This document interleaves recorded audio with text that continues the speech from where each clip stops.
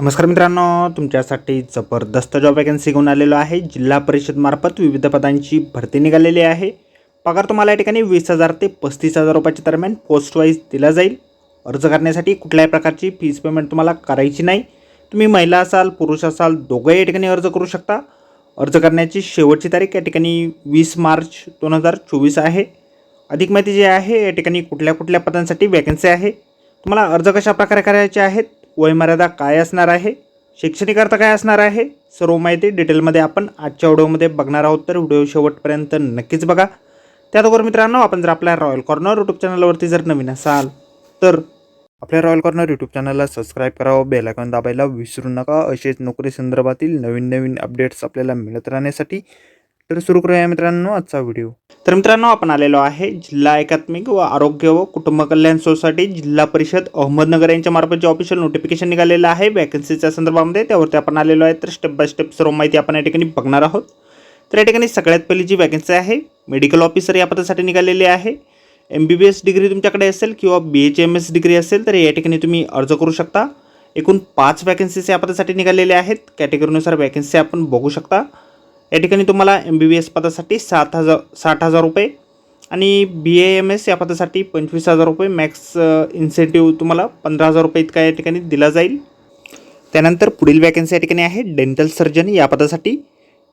MDS तुमचं झालेलं असेल किंवा BDS झालेलं असेल तर या पदासाठी तुम्ही अर्ज करू शकता। एकूण 7 वॅकन्सीज या पदासाठी आहे। 30,000 रुपये दरमहा तुम्हाला या पदासाठी दिलं जाईल। त्यानंतर पुढील वॅकन्सी ऑडिओलॉजिस्ट या पदासाठी आहे। ऑडिओलॉजीमध्ये डिग्री तुमच्याकडे असेल तर या पदासाठी तुम्ही अर्ज करू शकता। 2 वर्षापर्यंतचा अनुभव तुमचा या ठिकाणी लागेल। एक वॅकन्सी या पदासाठी आहे। 25,000 रुपये इतके वेतन तुम्हाला दिलं जाईल। त्यानंतर ऑडिओमेट्रिक असिस्टंट या पदासाठी या ठिकाणी एकूण एक वॅकन्सी आहे। एनी ग्रॅज्युएट तुम्ही असाल, टायपिंगचा स्पीड तुमचा 30 शब्द प्रति मिनिट मराठीमध्ये आणि इंग्रजीमध्ये 40 शब्द प्रति मिनिट असेल। सोबत MSCIT सर्टिफिकेट तुमच्याकडे असेल। 1 वर्षापर्यंतचा अनुभव तुमच्याकडे असेल तर या पदासाठी तुम्ही अर्ज करू शकता। 17,000 रुपये इतके दरमहा वेतन तुम्हाला या पदासाठी दिलं जाईल। त्यानंतर पुढील वॅकन्सी या ठिकाणी आहे इन्स्ट्रक्टर फॉर हिअरिंग इम्पेअर्ड चिल्ड्रन या पदासाठी। 1 वर्षाचा डिप्लोमा तुमचा झालेला असेल ऑडिओलॉजीमध्ये तर या पदासाठी तुम्ही अर्ज करू शकता। 2 वर्षाचा अनुभव तुम्हाला या ठिकाणी लागेल। एक वॅकन्सी या पदासाठी आहे। 25,000 रुपये वेतन तुम्हाला दिलं जाईल। त्यानंतर पब्लिक हेल्थ मॅनेजर या पदासाठी 3 वॅकन्सी आहे। हॉस्पिटल मॅनेजर या पदासाठी 1 वॅकन्सी आहे। DEIC मॅनेजर या पदासाठी 1 वॅकन्सी या ठिकाणी आहे। CPSC कन्सल्टंटसाठी 1 वॅकन्सी या ठिकाणी आहे। या सर्व पदांसाठी तुम्ही एनी मेडिकल ग्रॅज्युएट असाल, MPS झालेले असेल, MHA झालेलं असेल, MBA झालेलं असेल हेल्थ केअरमध्ये तर या ठिकाणी तुम्ही अर्ज करू शकता। 3 वर्षापर्यंतचा अनुभव तुमचा या ठिकाणी लागेल।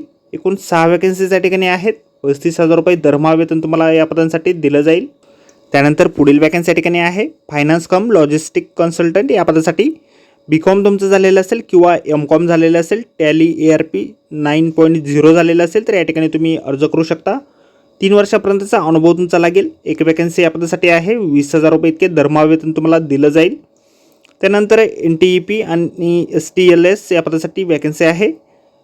10+2 सायन्स तुमचं झालेलं असेल, सोबत डिप्लोमा झालेलं असेल किंवा सर्टिफिकेट कोर्स झालेला असेल मेडिकल लॅबोरेटरी टेक्नॉलॉजीमध्ये किंवा समतुल्य 2 वर्षापर्यंतचा एक्सपिरियन्स तुमचा असेल तर या पदासाठी तुम्ही अर्ज करू शकता। एक वॅकन्सी या ठिकाणी आहे। 20,000 रुपये दरमहा वेतन तुम्हाला या पदासाठी दिलं जाईल। वयमर्यादा जी आहे तुमची 25 एप्रिल 2016च्या शासन निर्णयानुसार 18 वर्ष ते 38 वर्षाच्या दरम्यान या ठिकाणी असणार आहे। रिझर्व्ह कॅटेगरीसाठी मागास प्रवर्गासाठी या ठिकाणी 43 वर्षापर्यंतचं या ठिकाणी वयमर्यादा सवलत असेल।